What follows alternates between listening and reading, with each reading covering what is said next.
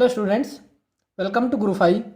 In this lecture 5.7, we will discuss about the equivalent capacitance of the capacitors connected in parallel combination. तो इसके लिए हम suppose 3 capacitor ले लेते हैं पैरेलल में और फिर फॉर्मूला जो आएगा उसको हम जनरलाइज कर देंगे। सो ये 3 कैपेसिटर है हमारे पास।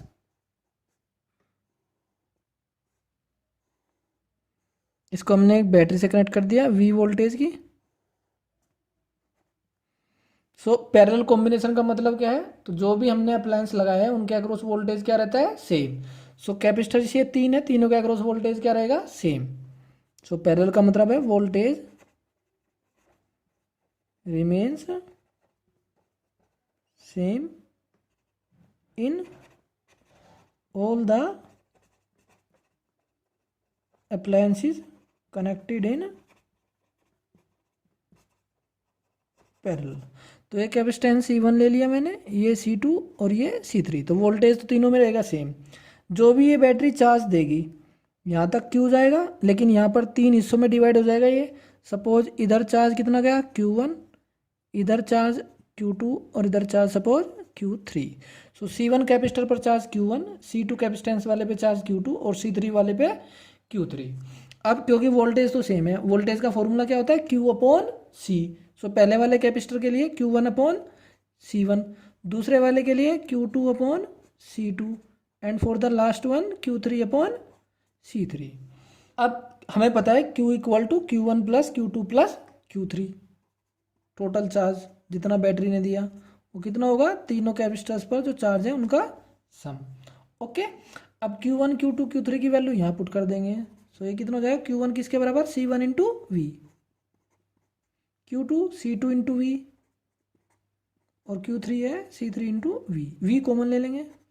सो ये आ जाएगा C1 plus C2 plus C3 Q upon V equal to C1 plus C2 plus C3। ये क्या है, टोटल चार्ज और ये टोटल वोल्टेज। तो ये क्या हो जाएगा, टोटल कैपेसिटेंस। तो C का फॉर्मूला आ जाएगा C1 plus C2 plus C3।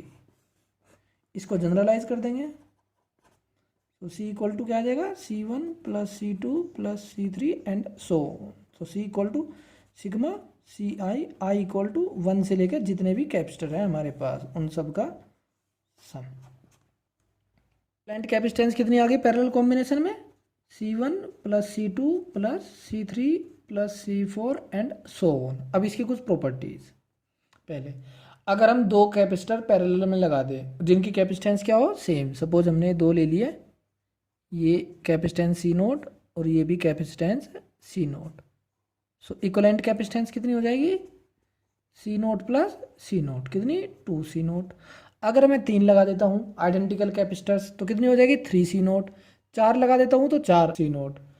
सो अगर हम इसको जनरलाइज कर दें, मतलब बहुत सारे कैपेसिटर्स लगा दिए हमने, सपोज n कैपेसिटर लगा दिए पैरेलल में, तो इक्विवेलेंट कैपेसिटेंस कितनी हो जाएगी, NC0। So if n identical capacitors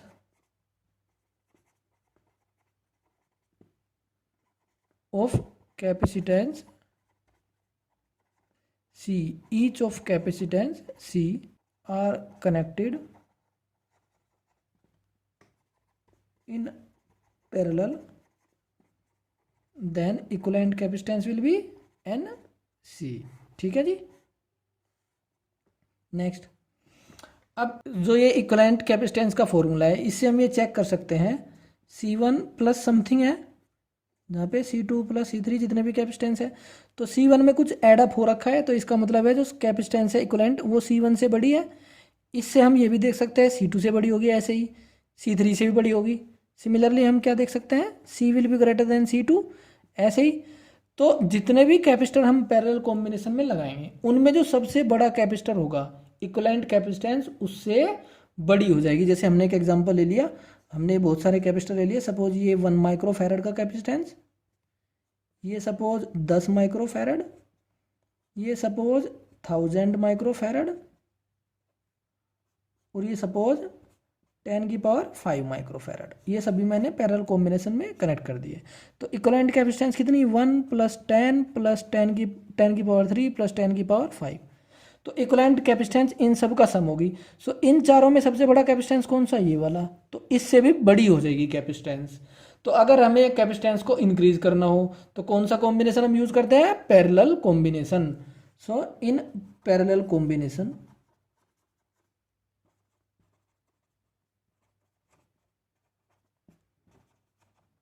equivalent capacitance is greater than the greatest capacitance out of all the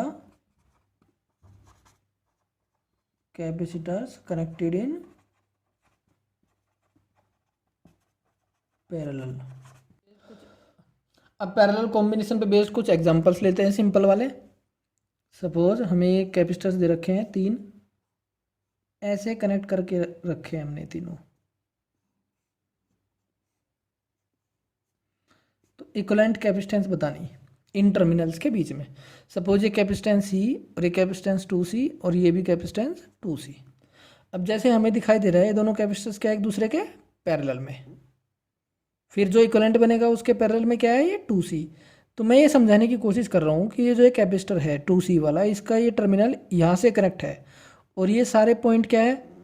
तार वाले पॉइंट। और वायर के सारे पॉइंट क्या होंगे? एक जैसे।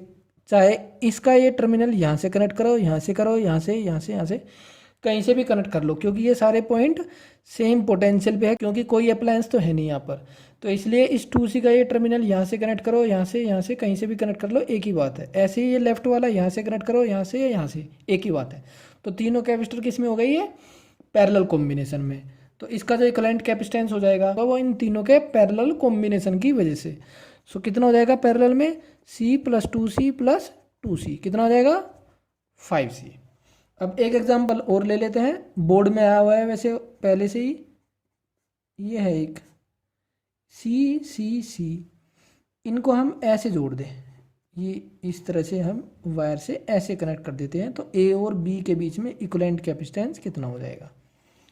अब ये जैसे सीरीज में ऐसे जुड़ रहे थे कैपेसिटर, लेकिन ये सीरीज में नहीं है। ये तीनों कैपेसिटर कैसे हैं? पैरेलल कॉम्बिनेशन में, इस वायर को ऐसे कनेक्ट करने की वजह से। अब जरा इसको समझ लेते हैं ये कैसे है। अगर मैं इन प्लेट्स के नाम दे देता हूँ, सपोज ये प्लेट है X, ये X डैश, ये Y डैश, और ये Z और ये Z डैश। अब चेक करते हैं जरा, A से कौन सी प्लेट कनेक्ट है? X। तो मैं टर्मिनल A देख लेता हूँ किससे कनेक्ट है, कौन सा? X से कनेक्ट है ये टर्मिनल A। तो X मैं यहाँ बना देता हूँ, ठीक है जी। X के सामने कौन सी प्लेट है? X dash. अब A टर्मिनल और किससे कनेक्ट है? यहाँ से ऐसे जाके किससे कनेक्ट है? Y डैश और Z डैश। तो ये मैं Y डैश बना देता हूँ यहाँ पर, और एक बना देता हूँ Z डैश। हो गया कनेक्ट? देख लो एक बार और, A से X कनेक्ट है, A से Y डैश और Z कनेक्ट है। Z डैश की बजाय कौन सा कनेक्ट है? Z। ओके। अब B टर्मिनल देख लेते हैं, B से कौन कनेक्ट है? Z dash. तो Z के सामने Z डैश और Y डैश के सामने Y। सो B से कौन कनेक्ट है? Z dash. और B से और कौन कनेक्ट है? यहाँ से ऐसे जाके देखो X डैश। सो ये कनेक्ट हो गया B। और Y। सो Y भी B से कनेक्ट है। तो ये इस तरह से, तो तीनों कैपेसिटर किस में कनेक्ट हो गए? ये पैरेलल कॉम्बिनेशन में। So all the 3 capacitors are in parallel. जरा नोट करके रखना इस चीज़ को, ऐसे अगर कहीं डायग्राम में मिले, किसी सर्किट डायग्राम में, तो तीनों अप्लायंस किस में होते हैं? पैरेलल कॉम्बिनेशन में। सो C इक्विवेलेंट कितनी हो जाएगी? C + C 3C। अब हम कुछ क्वेश्चंस ऐसे ले लेते हैं जिसमें सीरीज भी और पैरेलल कॉम्बिनेशन दोनों है। सपोज हमें ये दे दिया,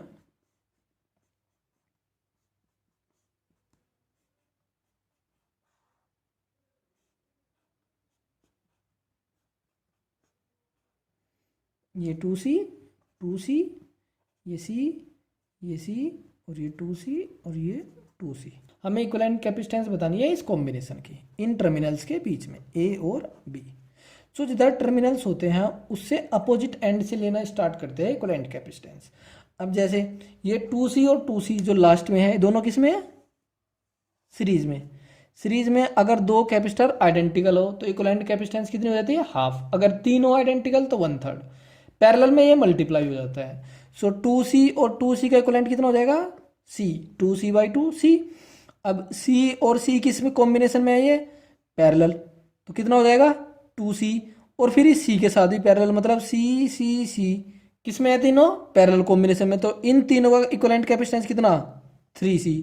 सो सर्किट डायग्राम ये बन जाएगा लास्ट वाला कि 2c और ये 3c। अब ये तीनों किस में, सीरीज कॉम्बिनेशन में, तो इनका इक्विवेलेंट कितना 1/2c plus 1/2c plus 1/3c। अगर इसको सोल्व करेंगे तो इसकी वैल्यू कितनी आ जाएगी, 3c/4। अब एक एग्जांपल और ले लेते हैं, जैसे बोर्ड में आए हुए हैं कुछ इस टाइप के क्वेश्चंस। एक पैरेलल प्लेट कैपेसिटर है हमारे पास, और इसकी प्लेट के बीच में स्टार्टिंग में क्या है, एयर। अब अगर इस प्लेट के बीच में जो एयर है उसको मैं फिलअप कर देता हूँ किसी और मीडियम से, और मीडियम भी कैसे, कई टाइप का मीडियम। सपोज ये कैपेसिटर है, इसका अपर पार्ट तो मैंने भर दिया K1 से, और नीचे वाले पार्ट को मैं दो हिस्सों में तोड़ देता हूँ, इक्वल इक्वल, इधर K2 है और इधर K3। सो हमें इस कैपेसिटेंस की इक्वलेंट कैपेसिटेंस बतानी है, अगर इसकी कैपेसिटेंस कितनी हो, C0। ओके, सो इस कैपेसिटर को हम 3 पार्ट में डिवाइड कर सकते हैं। कौन कौन से, एक तो ये अपर कैपेसिटर, तो ये इस तरह से हो जाएगा, एक कैपेसिटर ये ऊपर वाला और 2 कैपेसिटर ये इस तरह से। सो ये दोनों जो नीचे वाले कैपेसिटर है किसमें, सीरीज में, और फिर ये दोनों इसके साथ किसमें है, पैरेलल कॉम्बिनेशन में। सो इस कैपेसिटर को मैं C1 मान लेता हूँ, इसको C2 और इसको C3। अब जो ये C0 है ये किसके बराबर होगा, ε0। अगर प्लेट का एरिया A है तो ε0 A, और प्लेट के बीच की डिस्टेंस D है तो ये हो जाएगा C0। अब जो C1 की वैल्यू होगी वो कितनी होगी, ε0 इंटू K1। एरिया कितना हो जाएगा इस प्लेट का, आधा, क्योंकि आधा नीचे आधा ऊपर। सो A/2, और डिस्टेंस कितनी इन दोनों प्लेट के बीच की, D। ओके, सो ये हो जाएगा K1 ε0 A/2D। अब C2 कैपेसिटेंस कितनी हो जाएगी इसकी, K2 ε0, क्योंकि इसका डाइलेक्ट्रिक कांस्टेंट K2 ε0, इसका एरिया भी हाफ A/2। अब डिस्टेंस इसकी दोनों प्लेट के बीच की डिस्टेंस कितनी, D/2, तो ये हो जाएगा K2 ε0 A/D। अब C3 K3 ε0, इसका एरिया भी हाफ और डिस्टेंस भी हाफ, सो ये आ जाएगा K3 ε0 A/D। ओके, अब C2 C3 है सीरीज कॉम्बिनेशन में, सो इन दोनों का इक्विवेलेंट कितना हो जाएगा, 1/C2 प्लस 1/C3, ऐसे लगा लेंगे फॉर्मूला। फिर जो इक्विवेलेंट आएगा उसको हम जोड़ देंगे C1 में, क्योंकि ये पैरेलल है C1 के साथ। ओके, सो इक्विवेलेंट कैपेसिटेंस कितनी हो जाएगी, C1 प्लस इन दोनों का सीरीज कॉम्बिनेशन। कितना है इन दोनों का सीरीज कॉम्बिनेशन, सपोज ये मैंने मान लेता हूँ C', सो 1/C2 प्लस 1/C3, सो 1/C', कितना आ जाएगा 1/C2, कितना ये रहा K2 ε0 A/D, प्लस C3 कितना K3 ε0 A/D, 1/C', इसमें से D/ε0 A कॉमन ले लो, ये आ जाएगा 1/K2 प्लस 1/K3। सो C' आ जाएगा ε0 A/D K2 K3/K2 plus K3। Okay, LCM लेके ऐसे कर लेंगे, इसकी वैल्यू यहाँ पुट कर दो। सो ये हो जाएगा C', तो this comes out to be K1 ε0 A/2D plus ε0 A/D K2 K3/K2 plus K3। So ε0 A/D क्या है, C0, सो ये हो जाएगा K1 C0/2 plus C0 K2 K3/K2 plus K3। So this comes out to be C0 K1/2 plus K2 K3/K2 plus K3। So ये हो जाएगा equivalent capacitance. अब next lecture में हम एनसीईआरटी का एक एग्जांपल डिस्कस करेंगे, एग्जांपल नंबर 2.9, जो इक्विवेलेंट कैपेसिटेंस पर ही बेस्ड है, सीरीज और पैरेलल कॉम्बिनेशन की।